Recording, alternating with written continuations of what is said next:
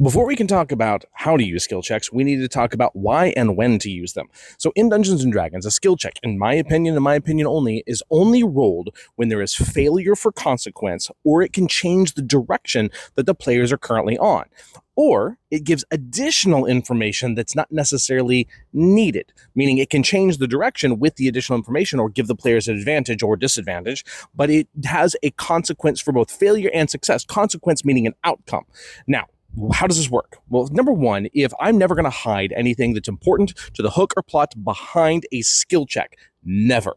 If something is imperative that the people find, when I describe the desk that there are two letters on the desk and then a bottle of half-drinking wine, if the players literally don't go over and look at those letters, well, then I'll put them further in on the body of a guard that they investigate or whatever it may be.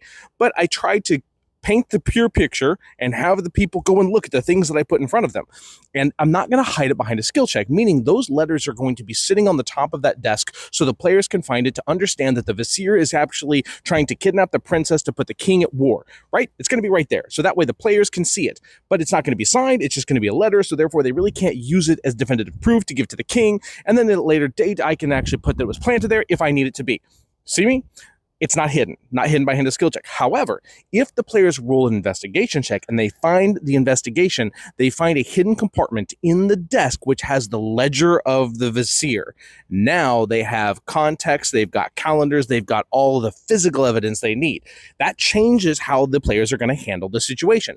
That is not needed for the solution of this campaign, but it gives them additional information. Same thing goes with a physical check. If someone is going to jump across a platform and it's just a 10-foot drop below, do I really need to roll that check? Well, maybe I do. Maybe I have them roll a check, they fail the check, they fall to the bottom of this pit and they see a dead body there that has a purse on it. That would have been unknown if I wouldn't have actually had to roll the check and they would have failed. So it changes the direction, giving them additional insight and having them experience the encounter differently. If there's no rule or reason for the skill check, if there is no consequence for failure, then why roll it at all? So you got to think about that. What is the additional information that you can give, or what is the consequence for failure?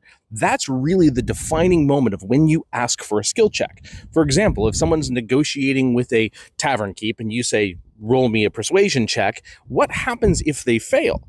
Right? What if they fail that persuasion check? Does anything change? Or do they just, if they succeed, they get a better thing? Do you want to leave that to chance? Or do you just want to have the players role play it and give it to them anyway? That's something you decide as the dungeon master. There's no wrong or right way to do that. But I only have a skill check to give additional information or change direction. Never hide something that's imperative. Food for